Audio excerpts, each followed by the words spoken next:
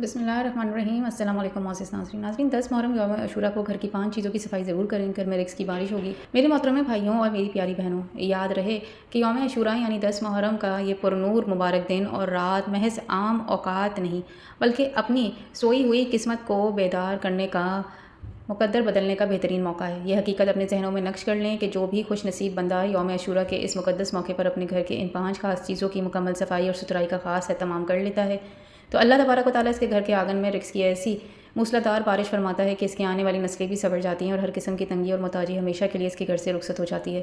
میرے معزز بھائیوں اور میری پیاری بہنوں، میرے دل سے دعا ہے کہ اللہ رب العزت آپ کے گھروں کو ہمیشہ خوشیوں کی بہاروں میں اور اپنی لامحدود رحمتوں سے مالا مال رکھے۔ کیا کبھی آپ کے دل و ذہن کے کسی گوشے میں یہ سوال ابھرا ہے کہ واقعی کیا حقیقی وجہ ہے کہ آپ کے گھر میں رزق کی آمد تو نظر آتی ہے مگر وہ ٹھہرتا نہیں ہے؟ آپ دن رات محنت مشقت کر کے کماتے ہیں تو بہت ہیں، مگر برکت کی اٹھ جانے کی وجہ سے آپ کا پرس ہمیشہ خالی ہی رہتا ہے۔ آپ کے کچن میں برتنوں کا شور تو سنائی دیتا ہے مگر گھر کا چولہا اکثر بے رونق اور ٹھنڈا کیوں نظر آتا ہے؟ تو میرے معزز بھائیوں اور میری پیاری بہنوں، ذرا ایک مختصر لمحے کے لیے اپنے تمام تر دنیاوی مصروفات کو روک لیجیے اور تھوڑی دیر تحمل کیجیے اور اپنے گریبان میں جھانک کر گہرائیوں سے غور فرمائیے کہ کہیں ایسا تو نہیں کہ آپ کے گھر کے کسی اندھیرے اور تاریک کونے میں کچھ ایسی بے جان اور غیر ضروری فالتو چیزیں پڑی ہوں جنہیں آپ نے مہینوں بلکہ کئی سالوں سے ہاتھ نہ لگایا ہو، مگر تلخ حقیقت یہ ہے کہ وہی حقیر سمجھی جانے والی چیزیں آپ کے نصیب کی اور کامیابی کے دروازے بند کیے بیٹھے ہوئے ہیں۔ پیارے بہنوں، ہمارے گھر کی وہ چھپے ہوئے کونے، اوپر والی پرانی الماریاں، دھول مٹی سے اٹھی ہوئی چھتیں اور پرانے گرد آلود در جن میں نہ جانے کب سے غبار کی گہرائیاں تہہ جمی ہیں، ہمیں تو وہ ایک عام سی بات لگتی ہے مگر حقیقت میں معمولی نہیں ہے، بلکہ یہ پوشیدہ اور غیر مرئی یعنی نظر نہ آنے والی رکاوٹیں ہیں جو گھر کی برکتوں کو دیمک کی طرح آہستہ آہستہ چاٹ کر ختم کر دیتی ہیں اور چیزیں رزق کی روانی کو بے رمی سے روکتی ہیں اور گھر کے درینہ سکون کو برباد کر دیتی ہے۔ آج اس خاص اصلاحی پیغام میں آپ کو ان 5 حیرت انگیز اور پراسرار چیزوں کے بارے میں تفصیل سے آگاہ کرنے والی ہوں جن کی صفائی کا خصوصی اہتمام اگر آپ اس مبارک یوم عاشوراء کے موقع پر کر لیں تو انشاءاللہ رب کریم کے فضل و کرم سے آپ کے گھر میں ایسی غیبی برکت نازل ہوگی جس سے براہ راست آسمان سے نور کی بارش ہو رہی ہے اور رزق کے ایسے دروازے اور دھانے کھل رہے ہوں گے کہ جیسے غیب کے خزانے کو اچانک کھل گئے ہوں اور آپ کو ایسی قلبی راحت اور اطمینان نصیب ہوگا جسے فرشتے خود آپ کے گھر کی چوکیداری اور پہرے داری کر رہے ہوں۔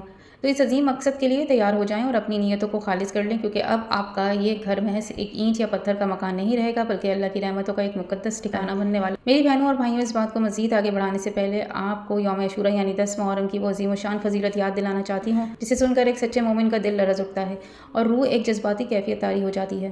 یوم عاشوراء کوئی عام یا معمولی وقت نہیں ہے، وہ مبارک تاریخ و موقع ہے جسے اسلام میں بڑی فضیلت اور عظمت حاصل ہے۔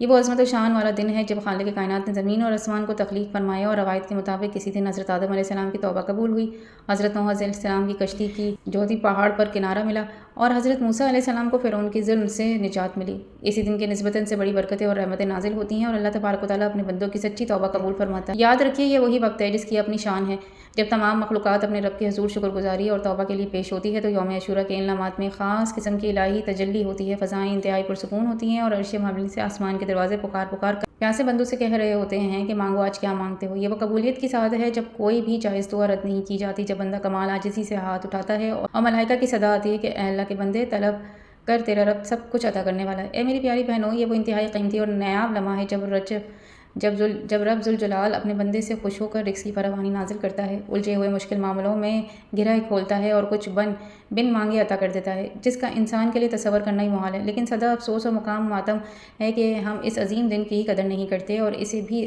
دوسرے عام وقتوں کی طرح غفلت اور کوتاہی میں گزار دیتے ہیں۔ نہ ہم اپنے قلوب کو حسد و کینہ کی نجاست سے پاک کرتے ہیں، نہ اپنی زبانوں کو غیبت کی آلودگی سے، نہ اپنے گھر کو ظاہری غلاظت سے اور نہ ہی اپنی نیتوں کو ریاکاری کے زہر سے پاک کرتے ہیں۔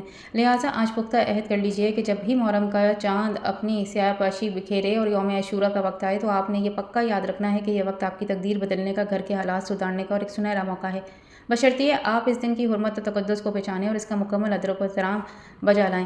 میری بھائیوں اور بہنوں، اب تفصیل سے ذکر کرتے ہیں کہ ان سب سے پہلی چیز جس تزکیہ یعنی مکمل صفائی یوم عاشوراء کے موقع پر روحانی طور پر بے حد ضروری ہے۔ اگر اس نادانی میں نظر انداز کر دیا جائے تو یہ چیز انسان کے معاشی حالات، ذہنی سکون اور گھر کی خیر و برکت پہ ایسی کاری ضرب لگاتا ہے کوئی زہریلا راگ چپنے سے کسی کے جسم سے زہر اتار دے۔ جی ہاں، وہ پہلی اہم ترین چیز آپ کے گھر کا مین دروازہ، قیمتی مرکزی دروازہ ہے۔ یہ وہی دہلیز اور راستہ ہے جہاں سے ہر آنے والا مہمان، ہر خیر اور بھلائی کا فرشتہ اور ہر رزق کی پہلی لہر آپ کے گھر میں داخل ہوتی ہے۔ ذرا گہرائی سے سوچیے کہ اگر وہی بنیادی داخلی راستہ گندا ہو، وہاں مکڑیوں نے بدصورت جالے بنائے رکھے ہوں اور مٹی کے دیبڑ تاہیں جمی ہوئی ہوں، تو کیا رحمت کے فرشتے راستے سے آنا پسند کریں گے؟ ہرگز نہیں۔ یہ تو وہی ہے سے اپنا رخ موڑ لیں گے۔ ہم میں سے اکثر لوگ سارا وقت اندرونی سجاوٹ اور آرائش میں تو مگن رہتے ہیں، لیکن مرکزی دروازے کی حالت کو بالکل بھول جاتے ہیں۔ یاد رہے کہ دروازے پر جمی مٹی دراصل نحوست اور غربت کی علامت لگتی ہے، اور جس سے برکتیں اندر آتے ہوئے کتراتی ہیں۔ پیاری بہنوں، جب آپ یوم عاشورہ کی تیاری میں اپنے دروازے کے گرد کو جھاڑتی ہیں تو در حقیقت آپ اپنے مقدر کے بند دروازے پر دستک دے رہی ہوتی ہیں۔ یہ محض لکڑی یا لوہے کا بے جان فریم نہیں، بلکہ آپ کے نصیب کا آئینہ دار ہے۔ جس طرح ایک میلا دل رب کی مغفرت اور پہچان حاصل نہیں کر سکتا، بالکل ویسے ہی میلا دروازہ رب کی رحمت کو خوش آمدید نہیں کہہ سکتا۔ آج کے دور نمائش میں، دکھاوے میں، جب ہم باہر کی ٹپ ٹاپ کو بہت اہمیت دیتے ہیں، مگر گھر کی ان بنیادی اور اہم جگہوں کو اکثر بھول جاتے ہیں جو پاک دامن اور سلیقہ مند عورت اس مبارک موقع پر اپنے گھر کے دروازے کو چمکاتی ہے۔ اس کا گھر نورانی فرشتوں کی جو لانگاہ بن جاتا ہے، وہ اس عمل سے گویا رزق کو خود اپنی طرف پکار رہی ہوتی ہے، اور اللہ رب العزت اس کے لیے غیب کے خزانوں کی سہولتیں پیدا فرما دیتا ہے۔ یاد رکھیے کہ یوم عاشورہ پر صاف نہ کیا گیا میلا دروازہ اسے کانٹے دار جھاڑی کے مانند ہے جو ہر آنے والی خوشی کی راہ میں ایک بڑی رکاوٹ کا کانٹا بن جائے۔ بس دیر نہ کیجیے، آج اس مبارک موقع پر اس راستے کو دھونے اور صاف کرنے کا مستقل معمول بنائیں جہاں سے آپ کی خوش بختی قدم اٹھ رکھتی ہے، کیونکہ دروازہ جسمانی طور پر بند ہو یا نہ ہو، اس کا میلا اور گرد آلود ہونا ہی بدقسمتی کی سب سے بڑی علامت سمجھا جاتا ہے۔ میرے محترم سامعین، یہاں میں آپ کی توجہ کے لیے ایک ایسی عبرت انگیز اور سبق آموز حقائق عرض کرنا چاہتی ہوں جو بظاہر تو بہت سادہ ہے، مگر اس کا انجام روح کو تڑپا دینے والا ہے۔ ایک بستی میں ایک ایسی عجیب خاتون رہتی تھی جس کے گھر کے دروازہ ہمیشہ بند رہتا تھا۔ لوگ اسے عام طور پر خاموش دروازے والی کے نام سے پکارتے، اور وہ کسی کی خوشی میں نہ کبھی شریک ہوتی اور نہ کسی کی غمی میں۔ اس کے گھر کے باہر کا منظر انتہائی بھیانک اور کراہت آمیز تھا۔ پرانے ٹوٹے ہوئے برتن، بیکار لکڑی کی کرسیاں، مٹی میں لتھڑی ہوئی پرانی جوتیاں اور ایک نہایت ہی غلیظ بدبودار دروازہ۔ ایک بار اس کے پورے گاؤں میں کوئی مہلک وبا آئی۔ ایک اللہ والے بزرگ نے سب کو مشورہ دیا کہ اپنے اپنے گھروں کو پاک اور صاف کرو تاکہ اللہ رب العزت کی رحمت کا نزول ہو۔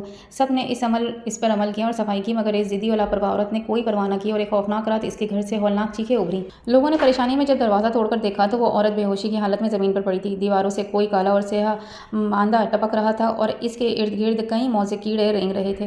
جب اسے ہوش آیا تو اس نے زارو قطار روتے ہوئے کہا کہ کاش میں نے وقت رہتے اپنے گھر کے راستوں اور دروازوں کی صفائی کر لی ہوتی تو آج میری تقدیر کا بند دروازہ بھی شاید کھلا ہوتا۔ میرے بھائیوں، یہ بحث کوئی فرضی افسانہ نہیں بلکہ ایک جیتی جاگتی حقیقت ہے کہ جو چیزیں جنہیں ہم معمولی سمجھ کر نظر انداز کر دیتے ہیں وہی ہماری دعاؤں کی قبولیت کے راستے میں پہاڑ بن کر حائل ہو جاتی ہیں۔ یوم عاشورہ کے موقع پر یہ صفائی محض ایک مشقت کا کام نہیں بلکہ اپنی بدنصیبی کے تالوں کو کھولنے کا ایک سنہری کنجی ہے۔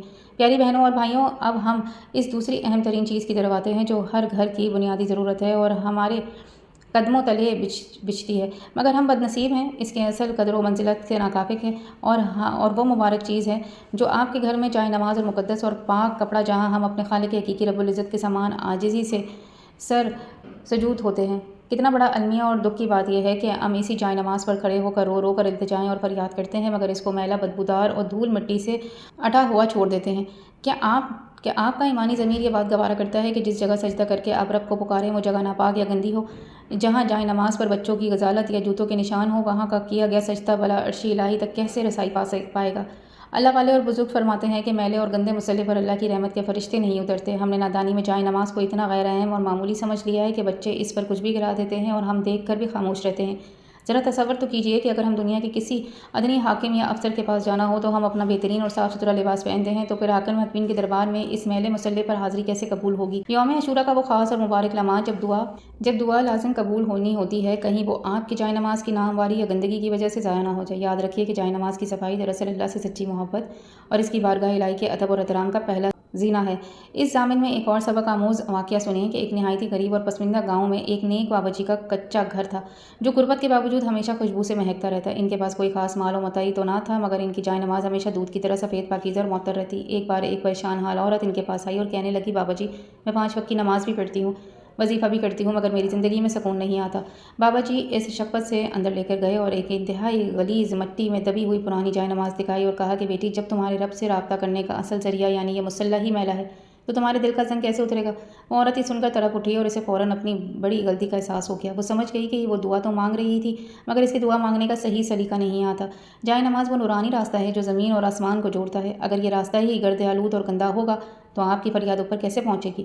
لہٰذا یوم عاشورہ کے موقع پر اپنے مسلوں کو دھوئیں، صاف کریں اور انہیں خوشبو سے معطر کریں، کیونکہ برکت سجدے کے ساتھ ساتھ سجدے کی جگہ کے ادب اور احترام میں بھی پوشیدہ ہے۔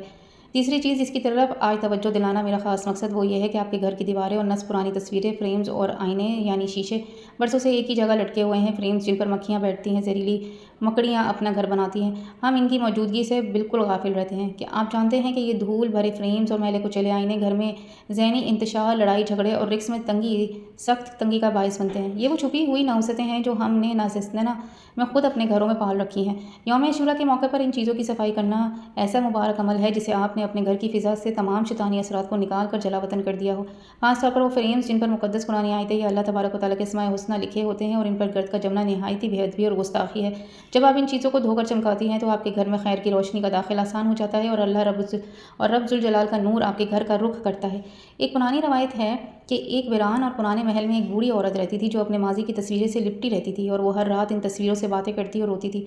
एक साहिब बसीरत बुजुर्ग का वहाँ से गुजर हुआ और उन्होंने इसे बताया कि ए नादां औरत, ये तस्वीर अब तुम्हारी खुशी का ज़रिया नहीं बल्कि तुम्हारी रूह की कैद बन चुकी है। इन पर जमी हुई ये कदीम गर्द तुम्हारे हाल और मुस्तकबिल को बर्बाद कर रही है। जब वो फ्रेम वहाँ से हटाया गया तो मालूम हुआ कि इनके पीछे ही असल हकीकत और सुकून छुपा हुआ था जो इन तस्वीरों के गिर्द ने कई सालों से ढांप रखा था। इसका मतलब यह है कि ऐसी चीज़ें जो हमें अल्लाह की याद से गाफिल करें या जिन पर गैर शरई और बेपर्दा चेहरे बने हुए हैं और घर से बरकतें छीन लेती हैं।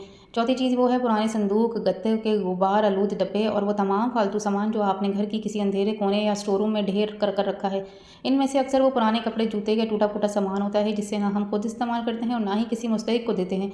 ये वो मनहूस सामान है जिसकी बारीक दरारों से नाउसत तंगी का बसेरा होता है। हम बाज़ार से नए नए सोफ़े और फर्नीचर तो ख़रीद लाते हैं मगर इस पर पुराने बोझ को घर से निकालने की हिम्मत नहीं करते। हमेशा याद रखिए कि फालतू अशाई का ये अंबार दर हकीकत आपके रिस्क के बहाव में एक बड़ी रुकावट पैदा करता है।